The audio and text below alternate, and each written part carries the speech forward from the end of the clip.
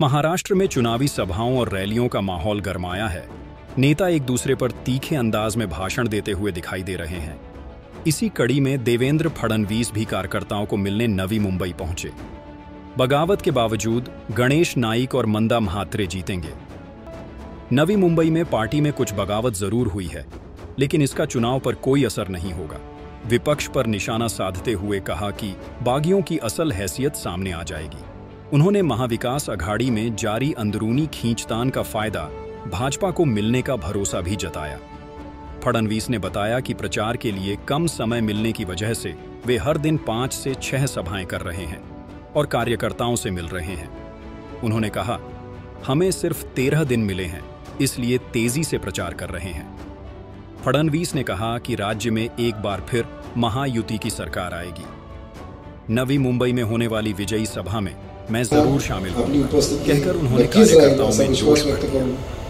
आपला सर्व पत्रकार बंधू भगिनी सर्व कार्यकर्त्यांचा आभार व्यक्त करून सर्वांनी राष्ट्रगीतासाठी उभं राहावं अशी मी विनंती करतो। कासिम कासिम कासिम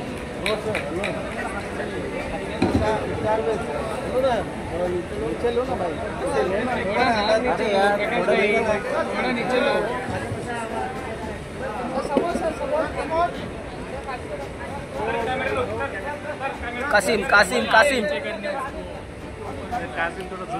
कासिम झूम कर रे। मी या ठिकाणी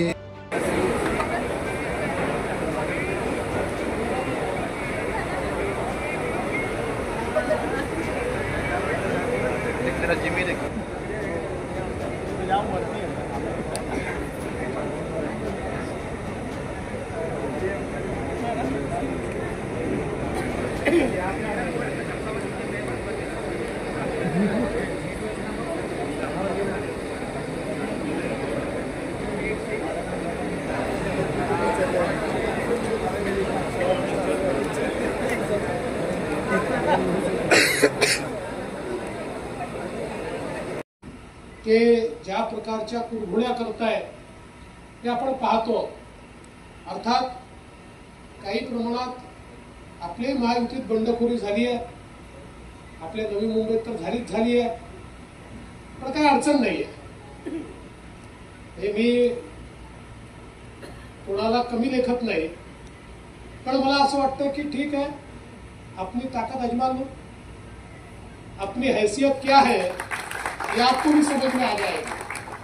ये जो बंडखोर है त्यांना मी एवढं सांगू इच्छितो, आप भी अपनी ताकत आजमा लो, आपकी हैसियत क्या है ये आपको समझ में आ जाएगा।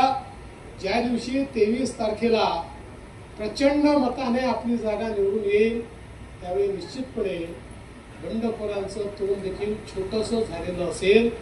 मात्र आपल्याला त्याकडे लक्ष द्यायचं नाही। आपण भारतीय जनता पार्टी, शिवसेना, राष्ट्रवादी काँग्रेस, रिपाई, पिरिपा, जनसुराज्य अशी एक मोठी युती आपली आहे। आपली लवजी शक्ती सेना आहे।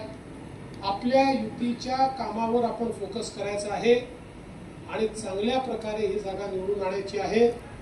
आता मी जरी इथे सभेला आलो नसलो तरी मी तुम्हाला एक शब्द देऊन जातो, विजयी सभेला मी निश्चितपणे येईन आणि विजयी सभा आपलं सरकार बनवूनच आपण घेऊ हा विश्वास मी आपल्या सर्वांना देतो। आणि इतक्या रात्री आपण सगळे लोक या ठिकाणी या बैठकीकरता उपस्थित राहिलात त्याबद्दल आपले आभार मानतो आणि माध्यमांच्या बंधूंना पुन्हा एकदा सांगतो, तुम्ही बघून घ्या, ही सभा नाही, ही आमची अंतर्गत बैठक आहे। ती घराच्या आतमध्ये आहे, कुठल्याही सार्वजनिक ठिकाणी नाही। त्यामुळे आम्ही कुठल्याही आचारसंहितेचं उल्लंघन केलेलं नाही हे पुन्हा एकदा बिंबवून मी माझे 2 शब्द संपवतो। धन्यवाद। जय हिंद, जय महाराष्ट्र। आवाज मत करो अभी। आपल्या सर्वांचे लाडके नेते माननीय गणेश नाईक साहेब, रामचंद्र घरतजी, गोव्याचे आमदार उल्लाजी तुळीकर, संजीव नाईकजी, सागर नाईकजी आणि या ठिकाणी उपस्थित सर्व कार्यकर्ता भगिनी आणि बंधूंनो, पत्रकार सगळे या ठिकाणी उपस्थित आहेत। त्यामुळे पत्रकारांना आधीच सांगतो ही जाहीर सभा नाही, आमची कार्यकर्त्यांची बैठक होती, त्याच्यामध्ये तुम्ही आल्या.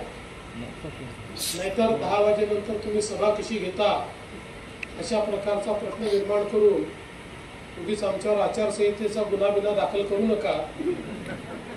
आम्ही घराच्या आतमध्ये इंटरनल बैठक करतोय, पण तुम्ही लोक आलात तर तुमचंही स्वागत आहे.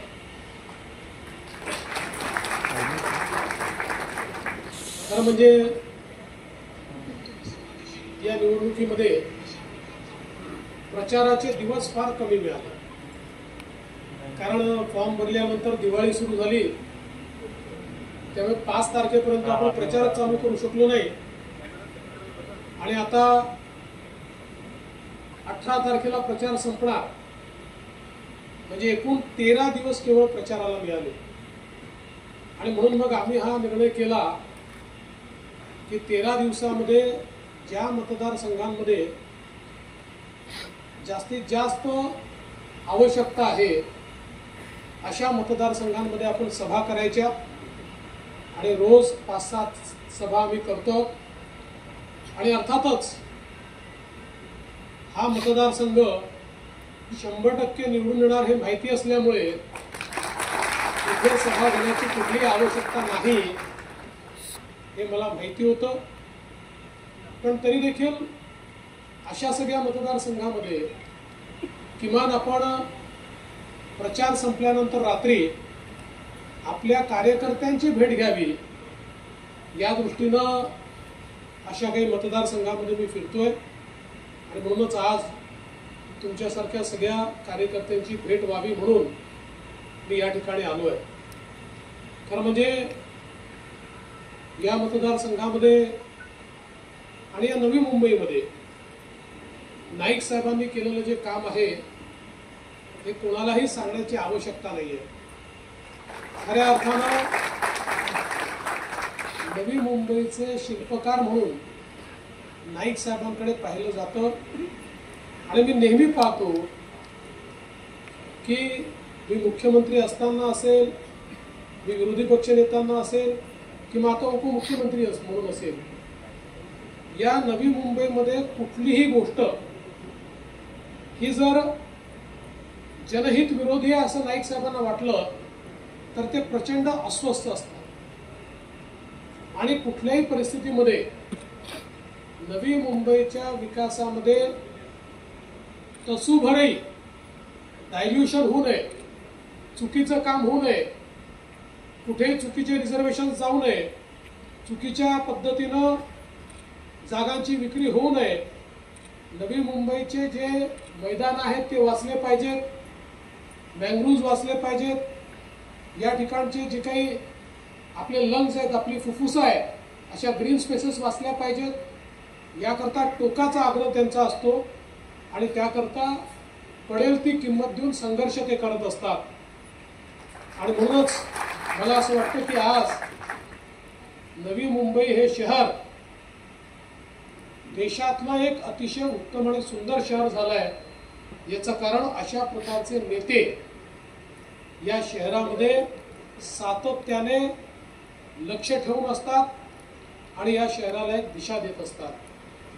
महानगरपालिकेच्या माध्यमातून, राज्य सरकारच्या माध्यमातून सातत्याने त्यांनी ही दिशा देण्याचं काम केलं आहे. आणि म्हणून मला विश्वास आहे की याही वेळी आधीपेक्षा आजपर्यंत त्यांनी जी काही मॅक्सिमम लीड घेतली असेल, जो साहेबांचा रेकॉर्ड असेल, स्वतःचाच रेकॉर्ड यावेळेस ते तोडतील आणि प्रचंड मताने निवडून येतील.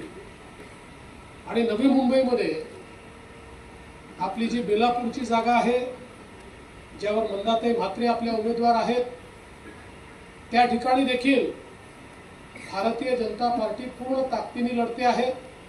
आपले सगळे कार्यकर्ते कामाला लागलेले आहेत आणि मला विश्वास आहे की या दोन्ही जागा भारतीय जनता पार्टी निवडून येईल आणि 100% निकाल नवी मुंबईचा हा भारतीय जनता पक्षाच्या बाजूने असणार आहे. आणि त्या दृष्टीने निश्चितपणे आपण सगळे कामाला लागलेले आहात.